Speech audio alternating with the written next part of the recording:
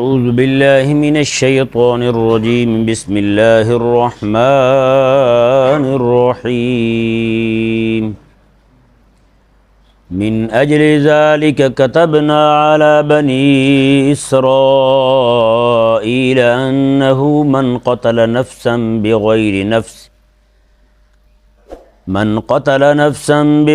نفس او فساد في الارض فكأنما قتل الناس جميعا ومن احياها فكأنما احيا الناس جميعا وَلَقَدْ جَاءَتْهُمْ رُسُلُنَا بِالْبَيِّنَاتِ ثُمَّ إِنَّ كَثِيرًا مِّنْهُمْ بَعْدَ ذَلِكَ فِي الْأَرْضِ لَمُسْرِفُونَ۔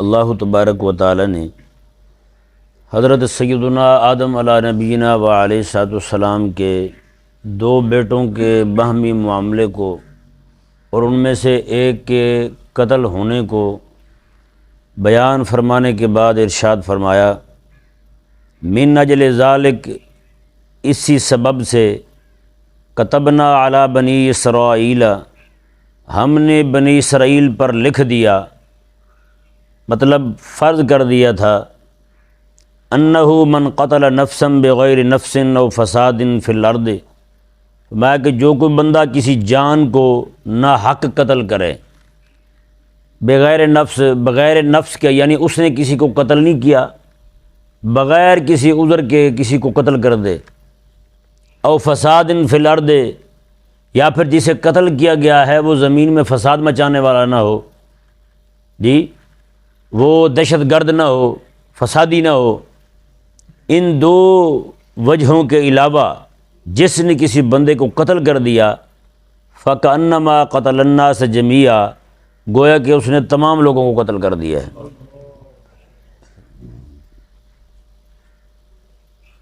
وَمَنْ أَحْيَاهَا فَكَأَنَّمَا أَحْيَا النَّاسَ جَمِيعًا، اور جس نے کسی ایک جان کو قتل سے بچایا گویا کہ اس نے سارے لوگوں کو قتل سے بچا لیا ہے۔ اللہ تعالیٰ نے ارشاد میں وَلَقَدْ جَاءَتْهُمْ رُسُلُنَا بِالْبَيِّنَاتِ، پھر اس کے بعد ہمارے رسول کریم صلی اللہ علیہ وآلہ وسلم روشن دلیلوں کے ساتھ آئے، اور رسول بھی آئے اور ہمارے حبیب کریم علیہ السلام بھی آئے، پھر بے شک ان میں بہت سے لوگ اس کے بعد بھی زمین میں زیادتی کرنے والے ہیں۔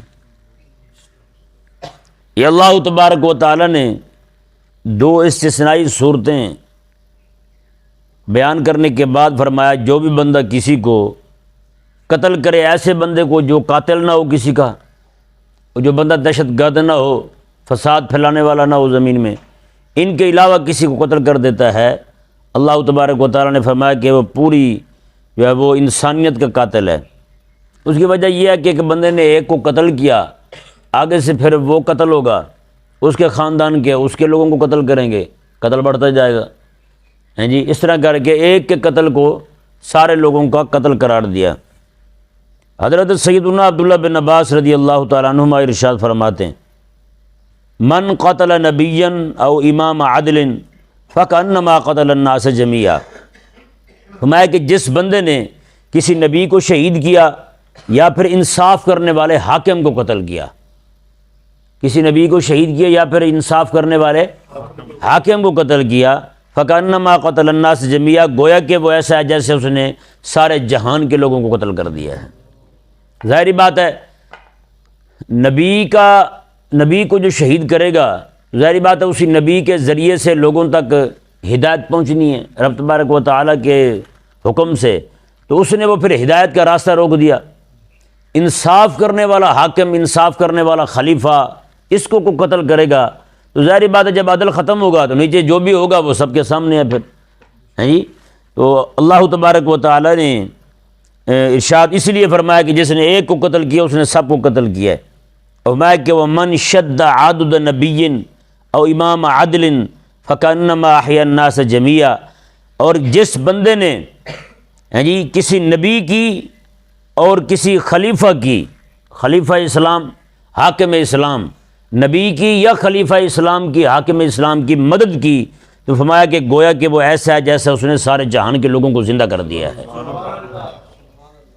اس وقت جو ہے جسے اللہ تعالیٰ نے قرآن کریم میں بھی فرمایا ان تنصروا اللہ ینصرکم، اگر تم اللہ کی مدد کرو، اگر تم اللہ کی مدد کرو تو اللہ تعالیٰ تمہاری مدد فرمائے گا۔ اگر تم رسول اللہ علیہ السلام کی مدد کرو تو رسول اللہ علیہ السلام اللہ تبارک و تعالیٰ تمہاری مدد فرمائے گا۔ تو اس دور کے اندر رسول اللہ صلی اللہ علیہ وآلہ وسلم کی جو مدد ہے نا، وہ اس کی ایک ہی صورت ہے، وہ آقا علیہ السلام کی عزت اور ناموس کا دفاع کرنا اور آقا علیہ السلام کے دین کے اونچا ہونے کے لیے کوشش کرنا، یہ مدد کی صورت ہے۔ اللہ تعالیٰ نے جہاں فرمایا نا کہ میری مدد کرو، ان تنصر اللہ، اگر تم اللہ کی مدد کرو، وہاں اس سے مراد بھی اللہ تعالیٰ کے دین کی مدد ہے۔ کس کی مدد ہے؟ اللہ تعالیٰ کے دین کی مدد ہے۔ ایک معنی حضرت امام قرطبی رحمہ اللہ اپنی تفسیر قرطبی شریف میں یوں بیان کرتے ہیں، مت من استحل واحدا فقد استحل الجمیع لانہ انکر الشرع۔ مت اس آیت مبارکہ کا ایک معنی یوں بھی ہے، جس بندے نے کسی ایک مسلمان کے قتل کو حلال جانا کہ اس کو قتل کرنا حلال ہے، ماتے گویا کہ اس نے تمام کے قتل کو حلال سمجھ لیا ہے کہ سارے لوگوں کو قتل حلال ہے۔ جب ایک بندے کو نہ حق قتل کرے گا نہ حق اسے قتل کرنا حلال سمجھے گا تو وہ تو سب کے قتل کو حلال سمجھ رہا ہے وہ۔ تو فرمایا کہ لأنہ انکر الشرع، کیونکہ وہ بندہ شریعت کے منکر ہو چکا ہے۔ شرع مبارکہ نے جس کے خون کو حرام قرار دیا ہے، اور یہ بندہ کون ہوتا ہے؟ اسے حلال ٹھہرانے والا۔ اللہ اکبر کبیرہ۔ یہ حدیث پاک حضرت سیدنا عبداللہ بن بریدہ رضی اللہ تعالیٰ عنہ اپنے ابا جان حضرت بریدہ رضی اللہ تعالیٰ عنہ سے روایت کرتے ہیں۔ آپ فرماتے ہیں کریم آقا علیہ السلام نے ارشاد فرمایا قتل المؤمن اعظم عند اللہ من زوال الدنیا۔ آقا علیہ السلام نے ارشاد فرمایا کہ پوری دنیا تباہ ہو جائے، یہ ہلکا ہے اللہ کے نزدیک کسی ایک مومن کے قتل سے۔ کسی ایک مومن کا قتل جو ہے اللہ تعالیٰ کے ہاں پوری دنیا کے تباہ ہونے سے بھی بڑا ہے۔ اب بتائیں یار، جب ایک مومن کا قتل جو ہے پوری دنیا کے تباہ ہونے سے بڑا ہے، ایک بندہ مومن کا قتل پوری دنیا کے تباہ ہونے سے بڑا ہے، پوری دنیا کا تباہ ہو جانا، برباد ہو جانا، ضائع ہو جانا یہ ہلکا ہے ایک بندہ مومن کے قتل سے، تو بتائیں پھر امام الانبیاء علیہ السلام کی گستاخی کتنا بڑا جرم ہوگا۔ یہ کریم آقا صلی اللہ علیہ وآلہ وسلم کی حدیث پاک سنن ابن ماجہ شریف میں راوی اس کے حضرت عبداللہ بن عمر رضی اللہ تعالیٰ عنہما ہے۔ آپ فرماتے ہیں رأیت رسول اللہ صلی اللہ علیہ وآلہ وسلم یطوف بالکعبہ، میں نے آقا علیہ السلام کو دیکھا آپ صلی اللہ علیہ وآلہ وسلم کعبہ شریف کا طواف کر رہے تھے، اور حضور فرما رہے تھے کعبے کو مخاطب کر کے ما اطیبہ کے و اطیبہ ریحہ کے، ما اعظم کے و اعظم حرمت کے۔ آقا علیہ السلام فرما رہے تھے تو کیسا پاکیزہ گھر ہے اور تیری خوشبو کتنی سونی ہے ہیں، اور تیری کتنی اونچی شان ہے اور تیری عظمت کتنی اونچی ہے۔ آقا علیہ السلام نے یہ فرمانے کے بعد فرمایا والذی نفس محمد بیدہ، قسم اس ذات کی جس کے قبضہ و قدرت میں میری جان ہے۔ آقا علیہ السلام نے لحرمت المومن اعظم عند اللہ حرمتا من کے، آقا علیہ السلام نے ارشاد فرمایا کہ مومن بندے کی عزت جو ہے نا، اے کعبہ تجھ سے بھی میرے اللہ کے نزدیک زیادہ ہے، کعبے سے بھی زیادہ عزت ہے بندہ مومن کی۔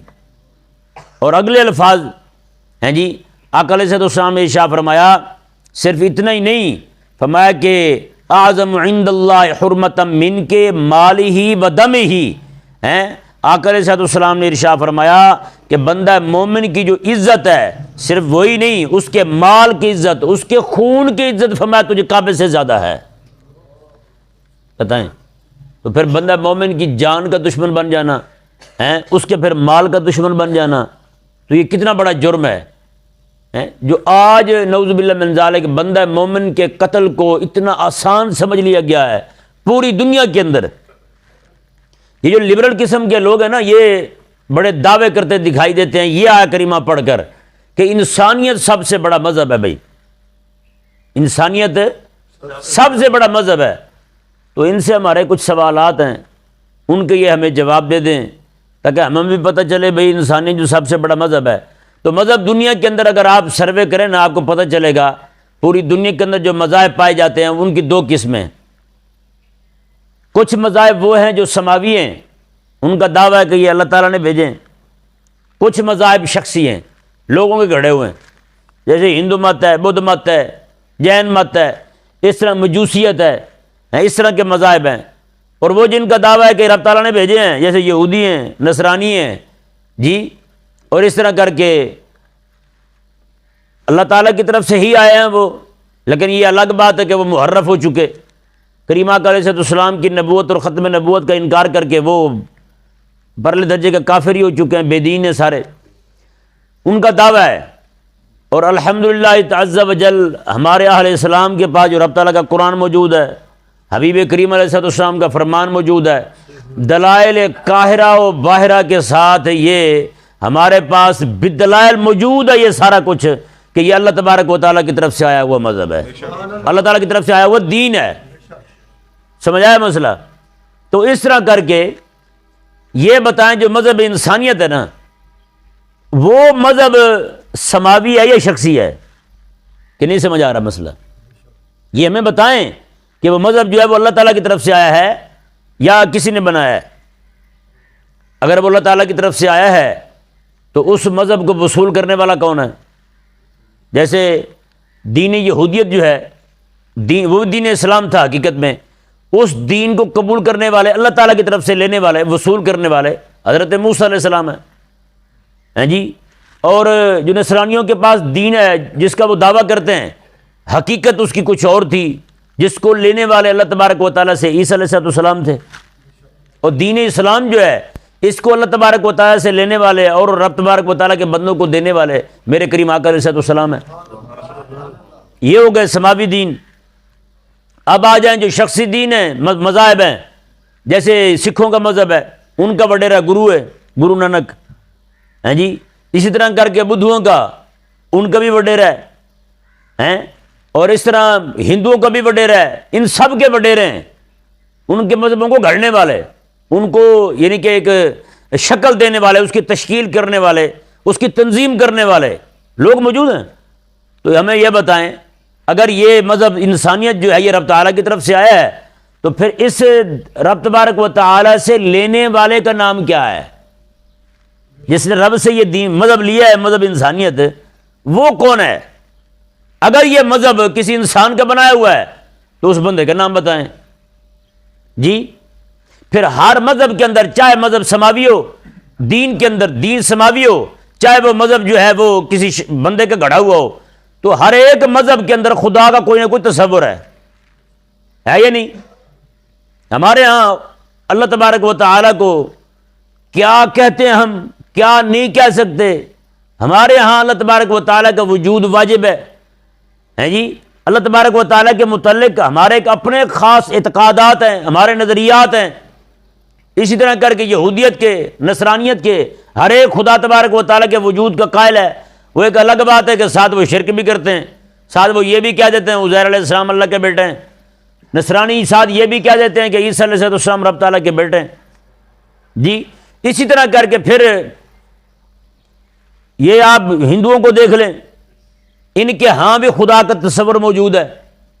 یہ کہتے ہیں کہ بھگوان تک کو بندہ پہنچ نہیں سکتا، اس تک پہنچنے کے لیے جو ہے ہم یہ بتوں کو لیے بیٹھے ہیں، ان سے باتیں کرتے ہیں بتوں سے، یہ پھر رب تک پہنچا دیتے ہیں، بھگوان تک پہنچا دیتے ہیں۔ یعنی کہ آپ پوری دنیا کے اندر چلے جائیں، جہاں کہیں بھی دیکھیں، جتنے بھی دنیا کے اندر مذاہب ہیں، ان مذاہب کے اندر خدا کا کوئی نہ کوئی تصور موجود ہے، خدا کے متعلق ان کے اعتقادات موجود ہیں، نظریات موجود ہیں۔ تو پھر ہم ان سے پوچھتے ہیں جو مذہب انسانیت ہے، ان کا خدا کے متعلق کیا نظریہ ہے، وہ ذرا بیان کریں۔ سمجھ آ رہا نہیں آ رہا؟ یار یہ جو باتیں میں آپ کے سامنے کر رہا ہوں نا زور لگا کے، یہ انتہائی قیمتی باتیں ہیں۔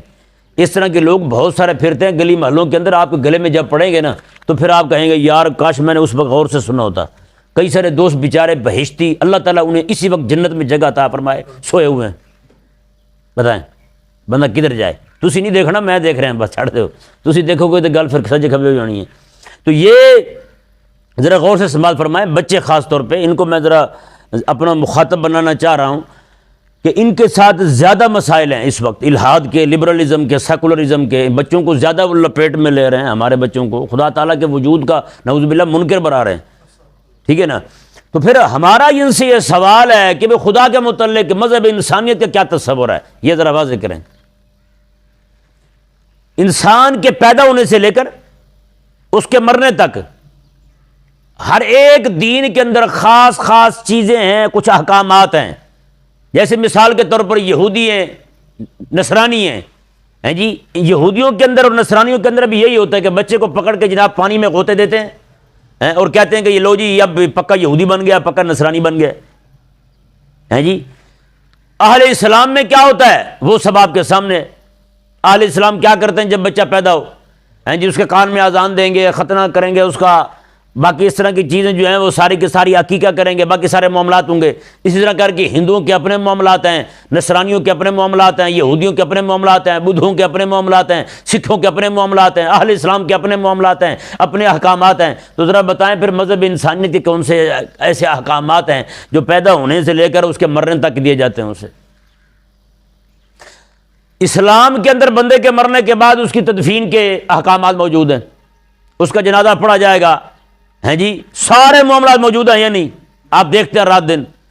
یہودیوں کے اندر بھی موجود ہیں، نصرانیوں کے اندر بھی موجود ہیں، اور ہندوؤں کے اندر بھی موجود ہیں. ہندو کیا کرتے ہیں اپنے مردوں کے ساتھ وہ بھی سب کو پتہ ہے ہیں جی. تو مذہب انسانیت والے جو ہیں وہ بھی ہمیں ذرا کو دکھا دیں. اسلام پورے مذاہب کے اندر ہر ایک مذہب کی کتابیں موجود ہیں.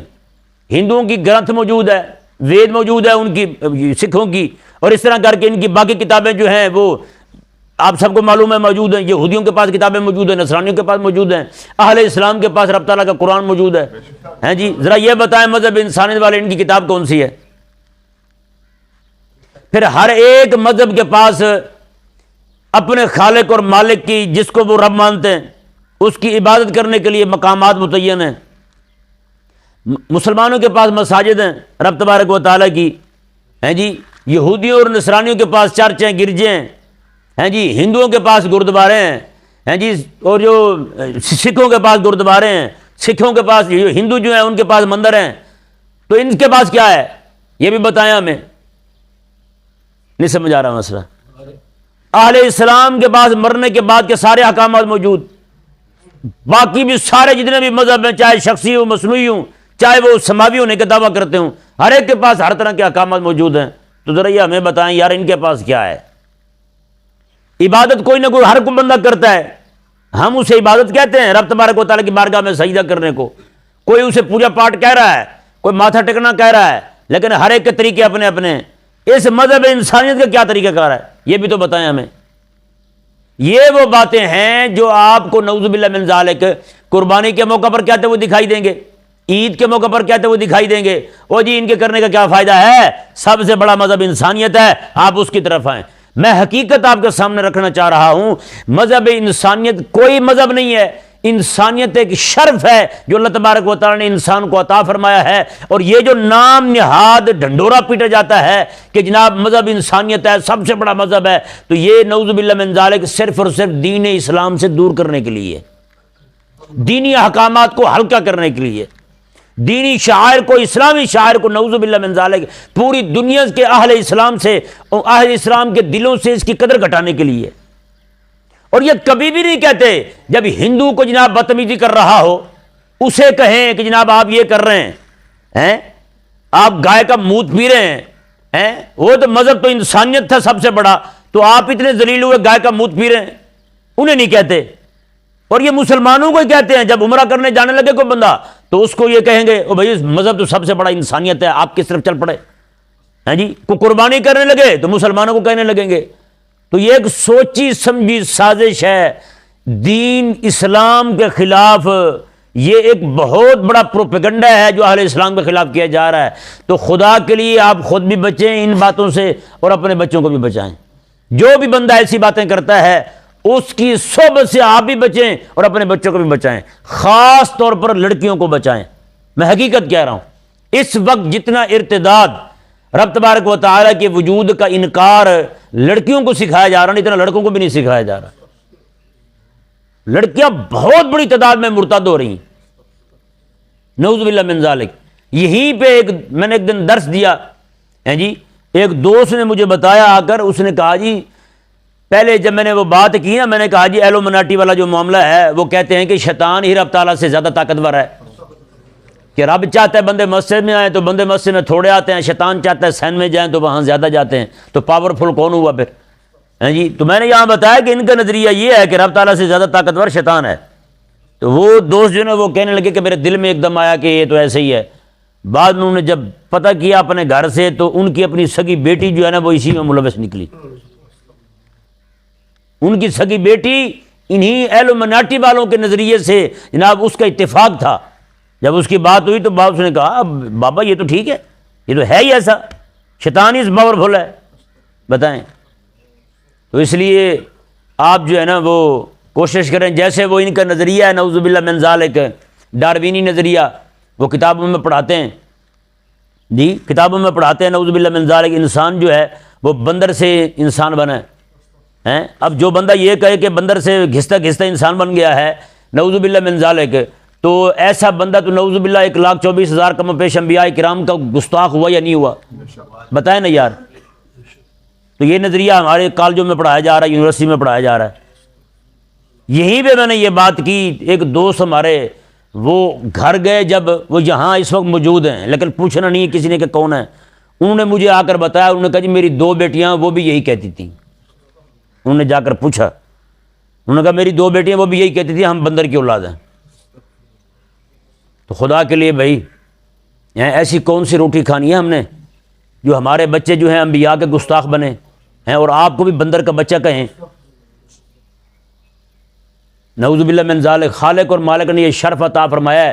اب یہ ذلیل ایک طرف جو ہے نا مذہب انسانیت کو سب سے بڑا مذہب کہتے ہیں، اور دوسری طرف انسانیت کو بندر کی نسل کہتے ہیں۔ ان پاگلوں کا کوئی ہے کو ٹھکانا ان کا؟ کہیں ٹھہرتے ہیں ان کے قدم رکتے ہیں ان کے کسی جگہ پر؟ اللہ تبارک و تعالی ہم سب کو سمجھنے کی توفیق عطا فرمائے۔